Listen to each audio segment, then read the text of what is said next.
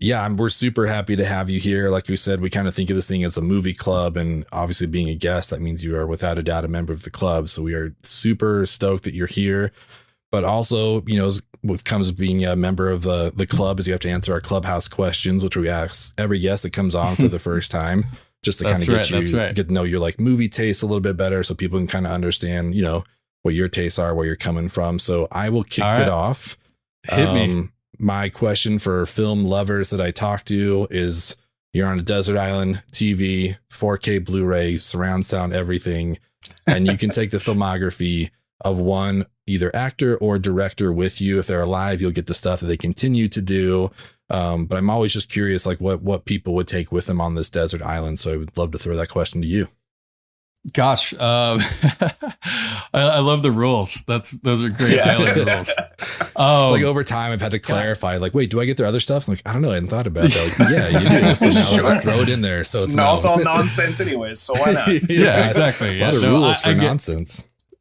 Yeah. Gosh, I for a long time what got me into movies was actors and how cool actors were on screen and how they talked and how they looked, all that stuff. Just growing up, being a kid that was super into indie film and, just kind of went, but I kind of evolved into director, and that is I'm definitely more of a director person.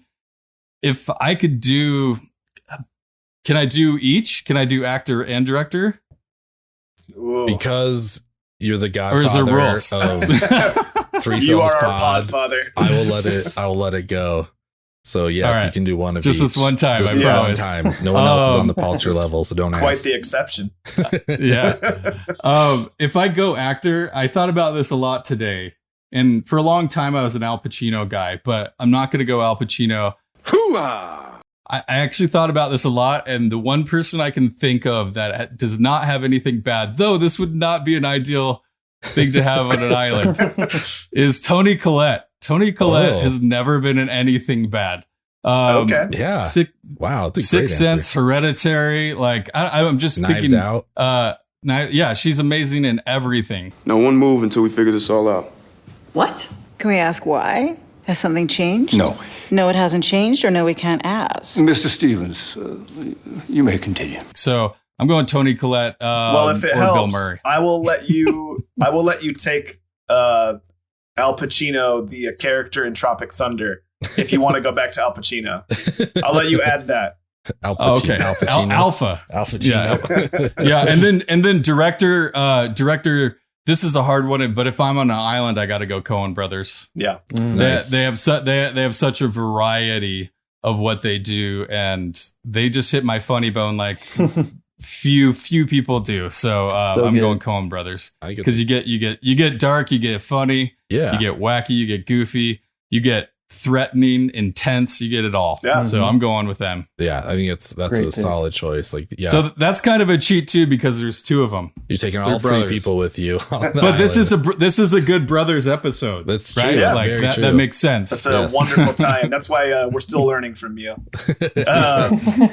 Yeah, so I love that answer. It was interesting for me to hear you talk about how you got into movies because of actors, because I always think of you, like you said, as a director person. So even though I thought I knew you, that's why I like these questions, because invariably I get to know the person that much better. I always like to ask about people's favorite experiences watching movies, whether it's like in the theater or at someone's house at a sleepover or whatever. And to tie it in with our guest here, one of my favorite times going to the movies, we went and saw Mad Max together, Fury Road. Oh, man. Yeah, I remember. That's right. We That's went a to theater experience. That's so good. Oh, yeah. A good theater experience. And so especially I don't think... oh, go ahead, buddy. Oh, I just don't think we knew what we were getting into with that movie. That was I don't think such a good movie. But yeah, if you can think of anything, time in your life where it's memorable to you in the theater or whatever, I'd love to hear about it. I mean, let me start off by saying we don't all have the Angels in the Outfield experience like you do. We don't have it. That was for me and for me only. That's hard to match.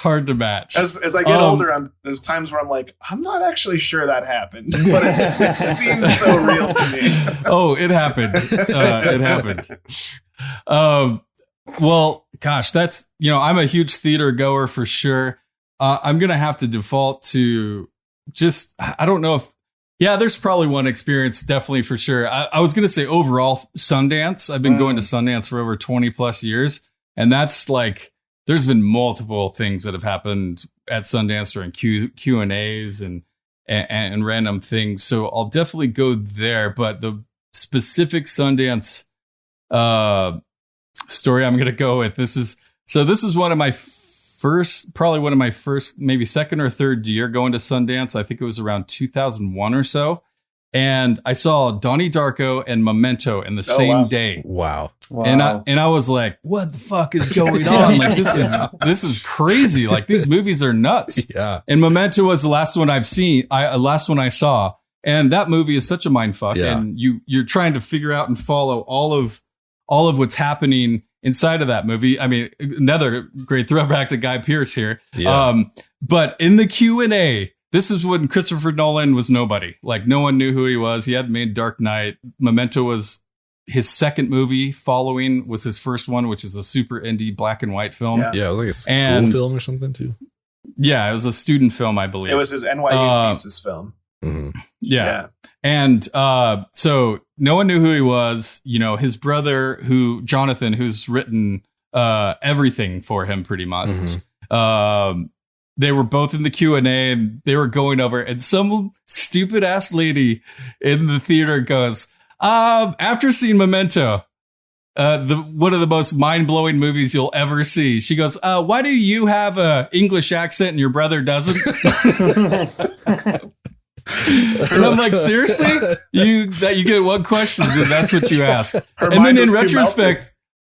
then in retrospect, to find out like what he became, and that, like, she has to be just like shaking her head, being like, what did I do? What a stupid question.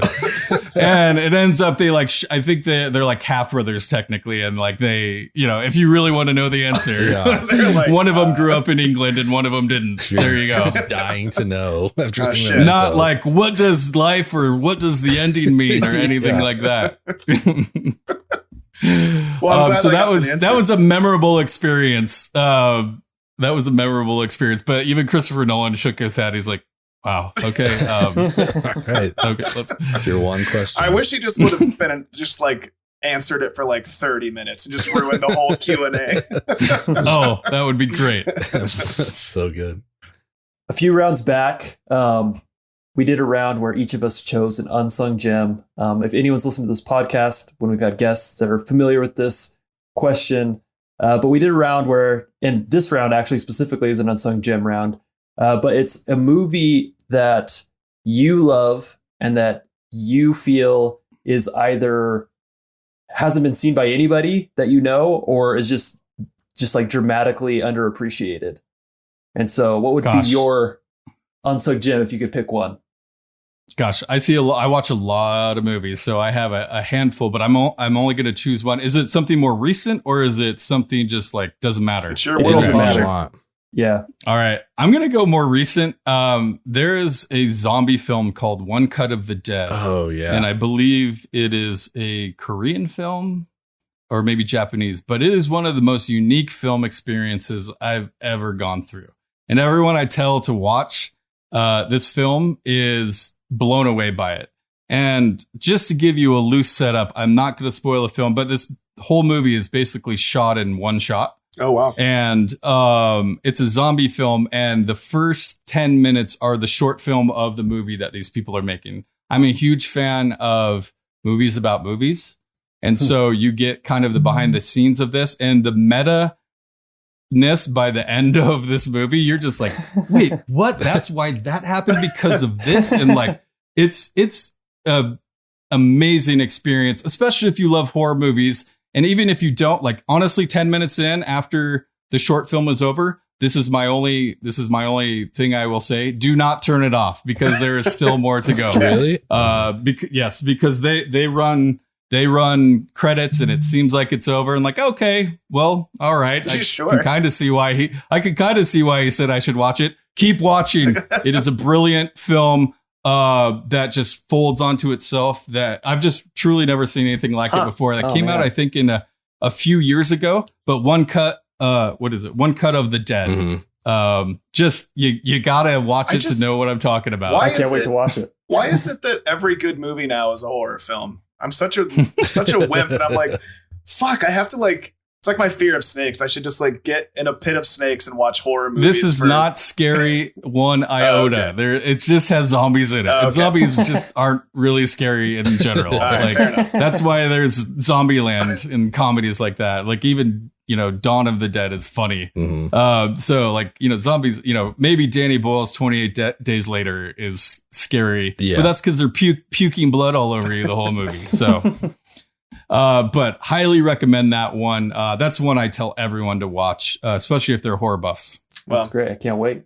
yeah, if you recommended it, I'll watch it. Yeah, Excellent. I think I bought it like a year ago. It's just one of those that's been sitting in the queue forever. So it's dude. bumped up for sure. I want to check Look that how out. disappointed Do Adam it. is. I know. I was really drawn in by the premise. Like, oh, that sounds awesome. So yeah, I need to watch it for sure. Truly unique.